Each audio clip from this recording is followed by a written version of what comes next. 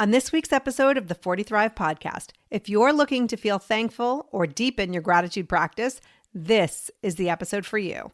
Plus, I'm laying down a challenge that's pretty much guaranteed to bring you more joy and peace today and throughout the holiday season. So let's go. You're listening to the 40 Thrive podcast, the show created for women 40 and beyond, ready to shake things up. And now, your host, Jackie McDougall.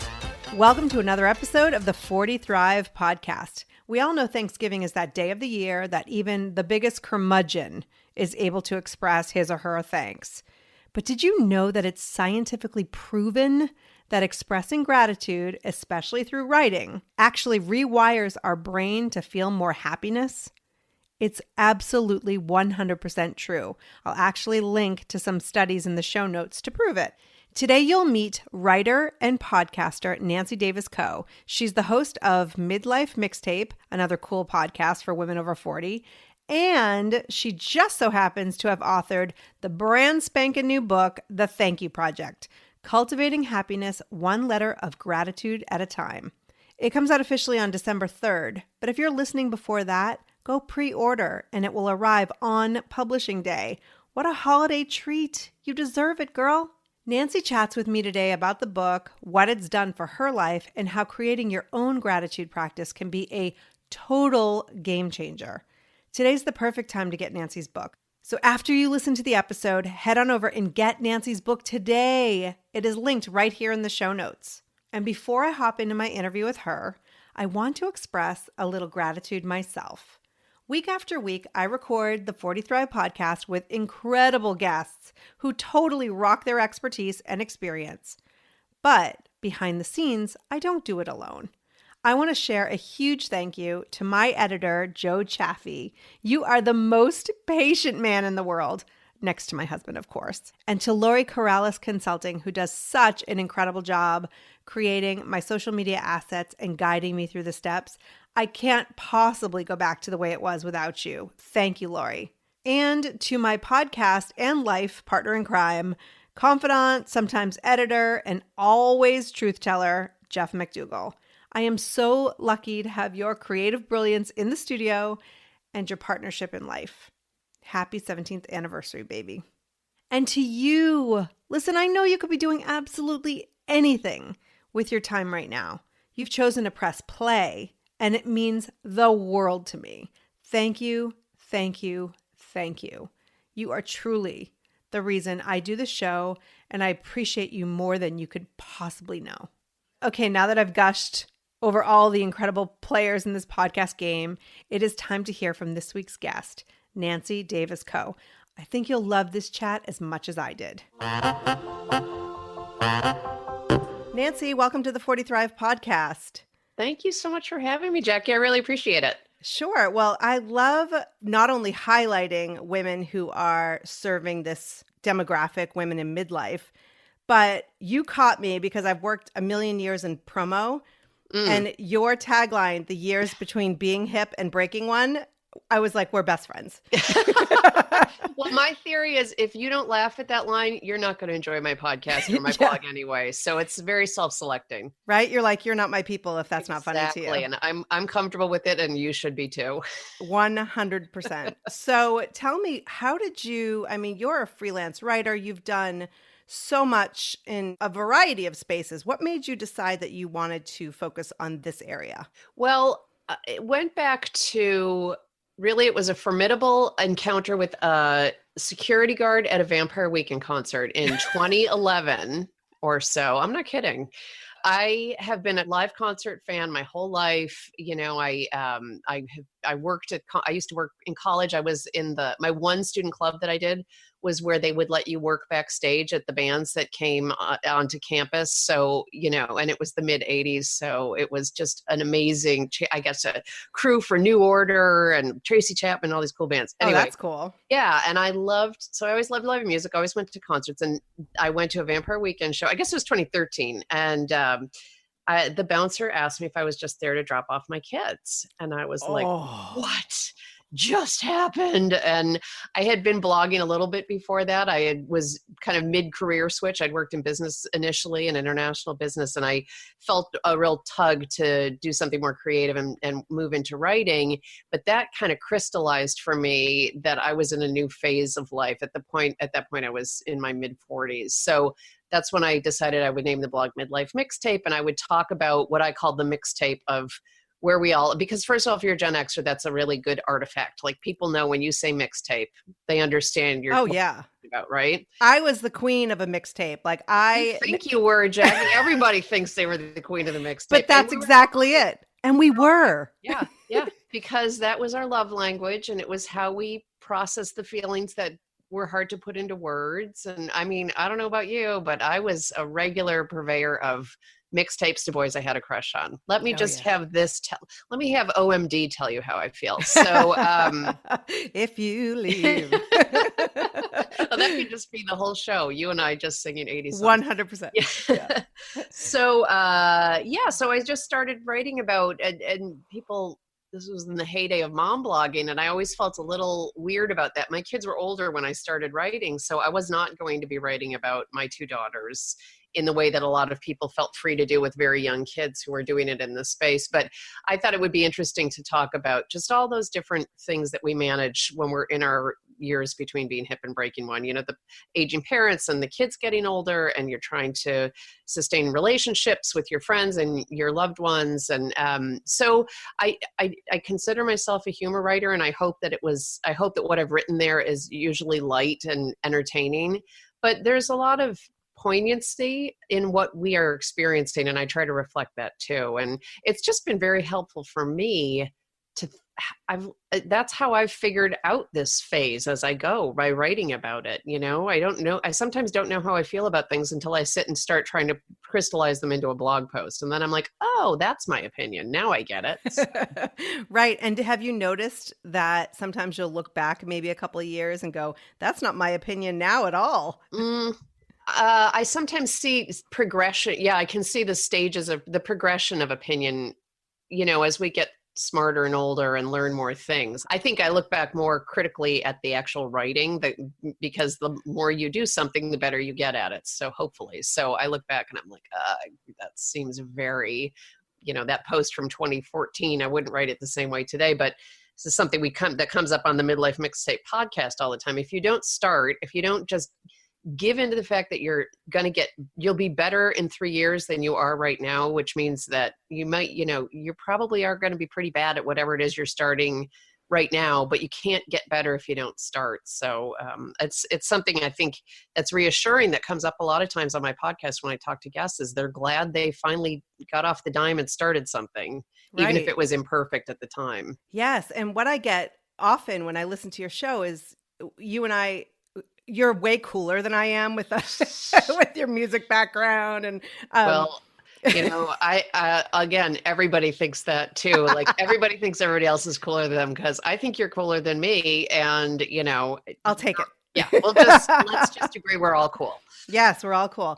But I will listen to it, and you'll be talking about certain concepts that I'm like, yes, yes, yes. So I feel like this is a great opportunity for those of us who do talk to this audience to keep reminding them, because we're saying some of the same things, but we're saying it in our own unique way, given our own experiences. Right. Well, I love the name of your podcast, because 40 Thrive, I feel like there's so much coverage given to the idea of midlife being a crisis and everything's terrible. And now I'm old and invisible, and, I've aged out of everything. And I don't see that in people around me. I don't see that in my friends. And if I were a millennial, I would hate that message. I would hate to think that what's coming next is terrible. And believe me, I recognize that there are terrible things about being in this age. I mean, a lot of us have lost parents or loved ones, and it's not easy raising teenagers, and it's a hard time for everybody right now. But I think there are moments of deep joy and satisfaction that we're not messing around with. I mean, I can't even, if I had $1 for every time a guest says, I just don't care what people think of me anymore. I just do what I want to do. And what wouldn't that be a nice thing to tell a 20-year-old instead? Like, not that it's all going to get terrible. You are going to get so self-empowered. You are going to feel so good about your experience and your point of view. And I just feel like anything like your show, what my show tries to do, that puts out a message that it's not something that's awful. There's so many good things. There's so many ways to thrive in this phase of life. So I appreciate the work you're doing to get that message out. Oh, well, thank you. I just think we've been, and it doesn't even matter whether you have kids or not, but like we've been living as women our existence for so many years now to thinking about others and serving others. And Right. It's just such a great time to be like, get your own damn dinner, or I don't have to work until 10 o'clock to prove myself. Like I no longer am trying to prove myself. Right. What a freeing existence that is. Right. And if you are a 30-something, how great to know that that's coming down the pike. You will get there. That's the thing. When I meet younger people, I'm always trying to slip my card to the millennials. Like, just listen to a couple of these episodes because my guests always have really empowering things to say about that. So I love that. So let's talk about this milestone birthday and what you decided to do. Some people would go out to Vegas and get crazy. You wrote a book. I did. Well, so I was turning 21. I'm only kidding. No, it was my 50th birthday. Let's be honest. I actually tried to not put that number into the printed materials about the book because I don't want younger people or older people to think you can only do this when you're 50. I think it's a valuable exercise whenever. But yes, end of 2015, I'm a 1966 baby. So I had decided 2016, I'm going to really mark it and make it significant because it's a big deal to hit 50. I think it makes you a little bit reflective. So I decided that, everything's going great for me. My parents are doing well. I've been married to my husband. Back then it was 24 years at that point. We have 2 daughters who are doing great. And I thought, I don't have any of this if I haven't had people help me along the way. Like none of this would have been achieved if I hadn't had so many people helping and inspiring and shaping me. So I decided what I'll do, because everything's going great, I'm going to send 1 letter a week for the year of 2016 to somebody. I'm going to send a gratitude letter to somebody who has helped or shaped or inspired me in some way. And it was really just about gratitude. That's all I thought I was doing. And in the course of that year, things took a turn. If you read the book, you shouldn't probably tell the universe, like, I'm firing on all cylinders, because the universe is like, you think. So I had a couple of rough things. And I think for everybody, 2016, regardless of which side of the aisle you're on, 2016 was a hard year with the presidential election. And what I found was every week I would feel my shoulders creeping up, and feeling worse and more anxious and sad, because there were some, sad things that happened. And I would think, okay, I'm just going to sit down and write my thank you letter this week because I know it will make me feel better. And what was great about writing a book about what I had come to call my thank you project. So the book's called The Thank You Project, Cultivating Happiness, 1 Letter of Gratitude at a Time. And what I was able to do in writing the book was talk to researchers about why I felt so good. Why does it make me feel so much more resilient and connected? And there's a lot of emerging science around happiness and gratitude. And the other big thing that was completely unexpected was how much forgiveness came into the process, because in some cases, reflecting back, I just try to be really honest with myself. Who are the people in my life who I might not be in touch with now, but had an influence on who I became?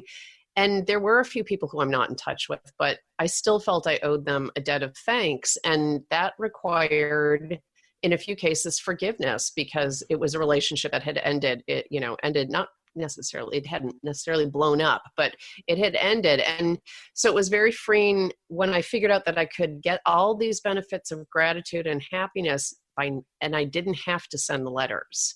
So I did mail most of them. I always get asked, how many did you? So the majority of them went in the mail, and I believe that the majority of anybody who does this, I really encourage you to do it too. But it was really freeing to write letters to a few people and just think grateful thoughts for them and put it away, because I did not need to be in touch with these people again, but their presence in my life had a lasting impact in some way. So I got through, ended up taking me 1.5 years to get them all done. And then I printed them out, I bound them, and I look at that book all the time. And I was looking at it yesterday. I actually had it open yesterday, because it's such a nice way to remind yourself you're not alone. You've been supported in the past. You're having a problem right now. remember that time you had a problem like this before and you wrote a letter to your friend Tiffany who helped you out of it. It's just a really powerful artifact, this collection of letters that you create for yourself. So it was a much more meaningful exercise than I ever believed it would be at the end of 2015. Right. It's absolutely beautiful. And what I love about this most of all is I consider myself a very grateful person. I'm a huge fan of gratitude and being thankful for what you have, and also being thankful for some of the stuff that wasn't so great. Because I am in this moment right now talking with you, doing something that I love to do for a living. I just feel like it hasn't been an easy road, but every single thing has led me to right now. And I think people will go, oh, you're so, Pollyanna, or you put it out there on Facebook like life is perfect. And God knows life is not perfect. Like, Right. This has been one of the most challenging years of my life. However, gratitude, it makes me feel better physically. It makes me feel better emotionally. Like, what have you learned? Did you consider yourself a grateful person before this project? And what have you learned most from doing it? I was a grateful person before this project. I had a lot to be thankful for, but what changed in doing this is that the gratitude became much more habitual.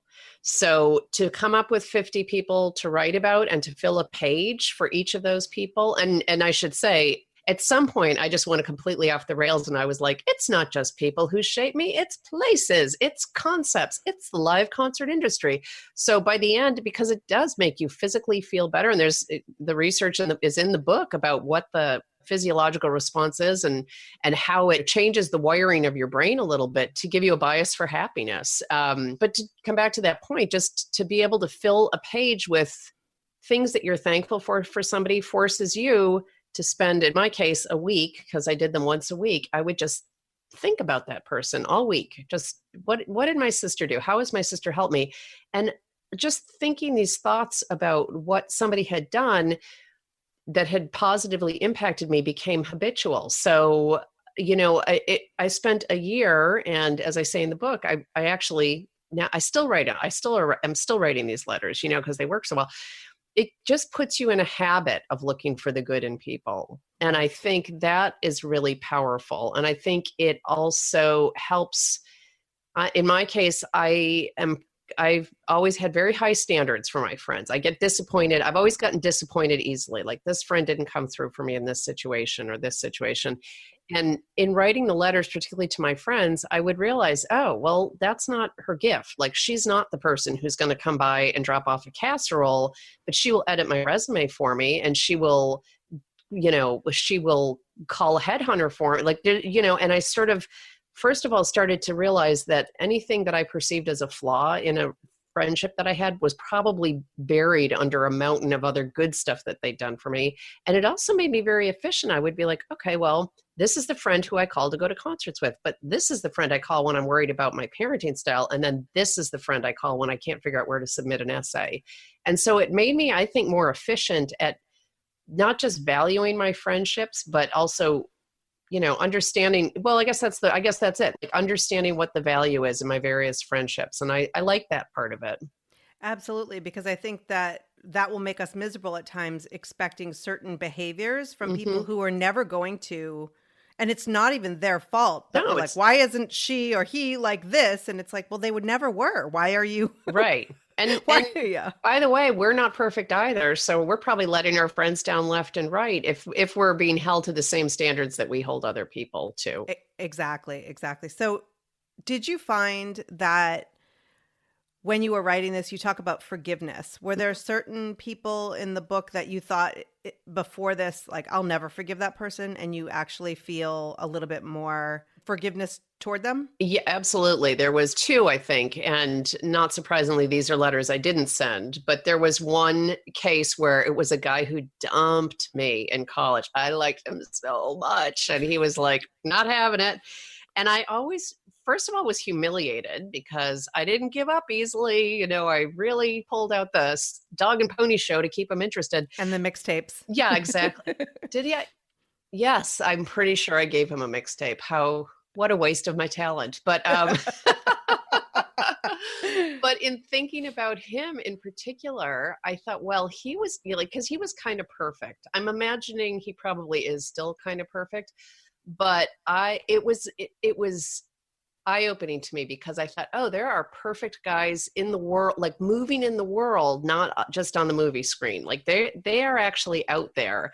And so I think he helped me raise my standards. I feel like just having known him, I was more discerning when it came to, well, it's not enough for the guy to just like me. Like he actually has to hit a couple of, markers to be a realistic companion. And to so be worthy of you, really. right. And so honestly, when I met my husband, I'm like, oh, bing, bing, bing, bing. He hits all markers and he likes me. Booyah. So that one was a fun one to write because I said, I don't think I would have had as high standards if I hadn't known that you were, if I hadn't known you. So that was one that I did not send.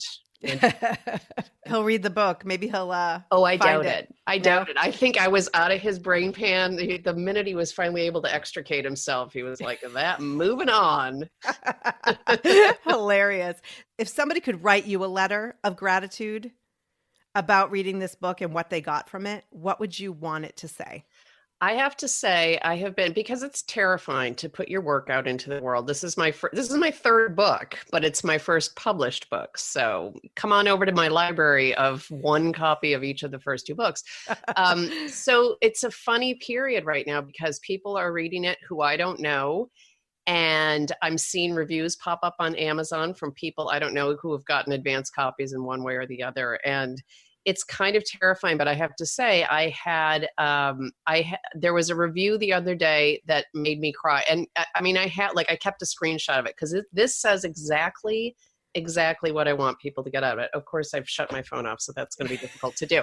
But what the person said basically was that they appreciated that, that they'd read a lot of books about gratitude and it was always like this energetic, look forward, like say thank you, blah, blah, blah kind of a book. And he or she felt that this one was more introspective and reflective. And in particular, you don't even have to write the letters. And I say this throughout the book. This is, even if you never put pen to paper, just thinking these thoughts about people who can give you the benefits of gratitude neurologically and physiologically, but and in particular can help retrain your brain to focus on positive things. So this person said, I feel like this is the first time I can approach gratitude in an authentic way that feels genuine to me. And I'm like, that's it.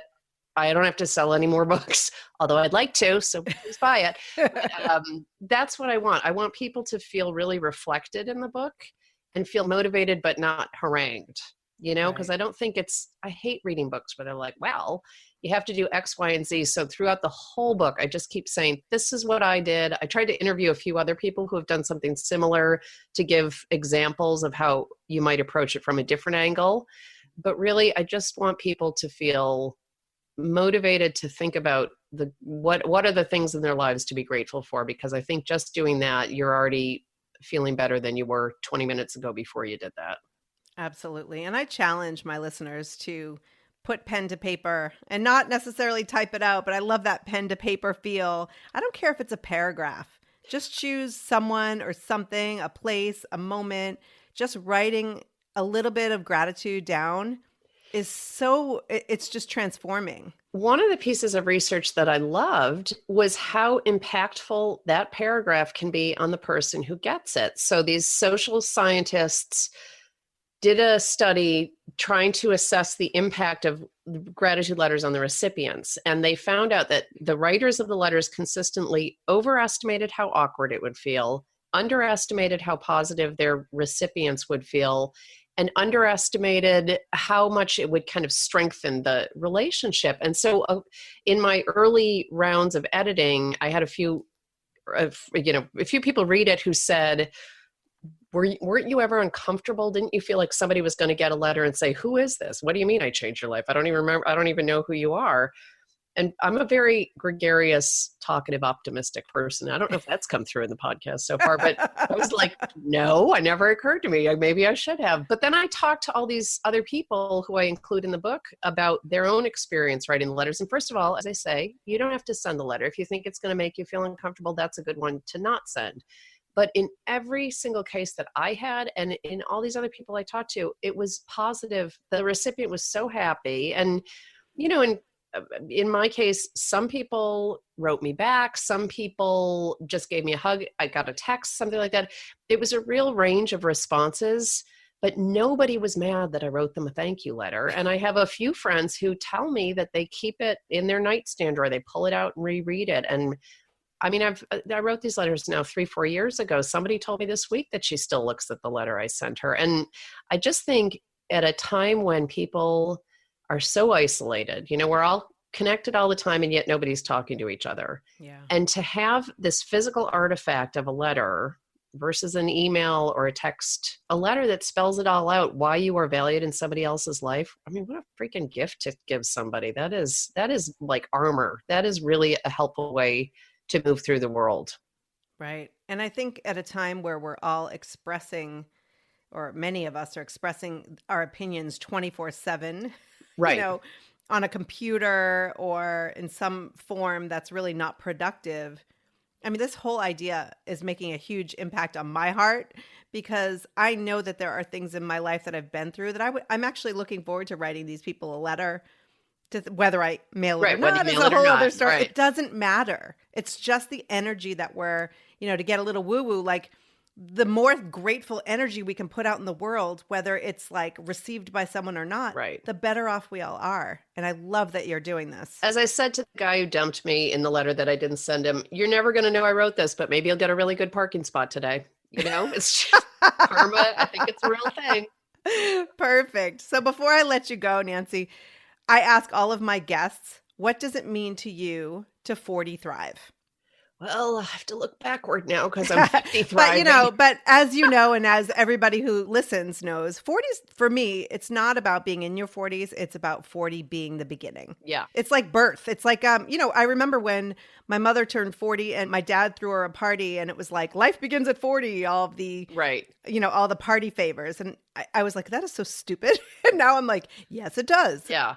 I really, looking back from now, I would say my 30s were the hardest decade. I think 40 is when it did start getting much more meaningful. I think the biggest thing that helps me 40 thrive is relationships. I think really nurturing the relationships I have with my husband and my kids, my siblings, my mom, and definitely with my friends. I live in California. My whole family is in New York State. I've got one girl down by you in college. I've got one girl across the country in college. So in particular, my girlfriends here are my family because they're right here. I'm really tight with my siblings. I talk to my New York family all the time, but my girls are starting their independent lives. We're empty nesters now as of 2 months ago. And they're going off and doing their things, which is exactly what they should be doing. And so this is a time to really appreciate what my girlfriends do in my life and make time for them. And it's, one of the letters I wrote, that was one of my realizations about my friend Dawn, is that I have learned from her about making time, because it's not enough to just say like, oh, she's my friend and I can send her a text once in a while. Dawn says, I'm coming over with my dog. I'm walking by your house. I'm just going to stop in and say hello, or let's go to coffee, or let's go do this.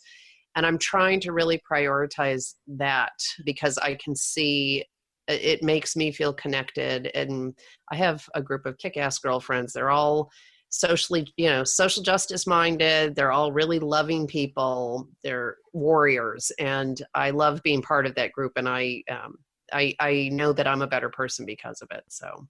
That's great. I'm appreciative that you came on the show.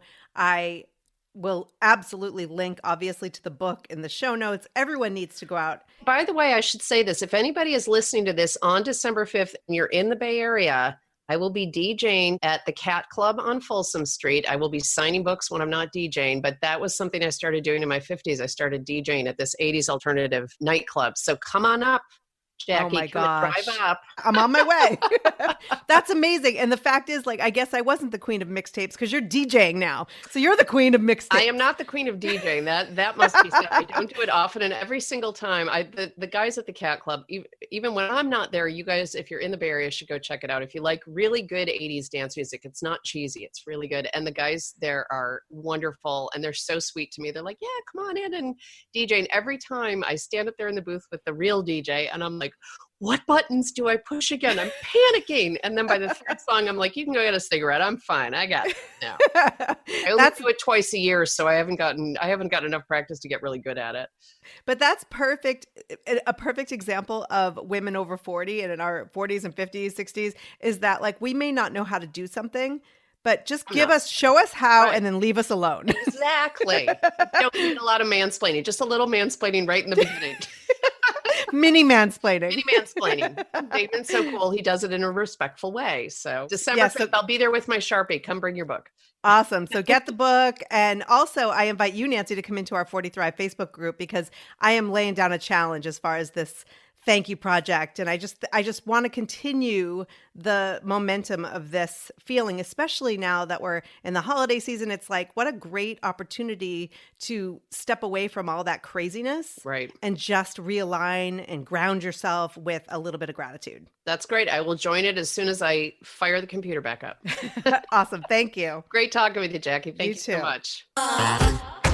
Thank you so very much for listening. If you like this episode, please consider sharing with a friend. You know the one. She could really use more gratitude in her life right now. And until next time, take care and keep thriving.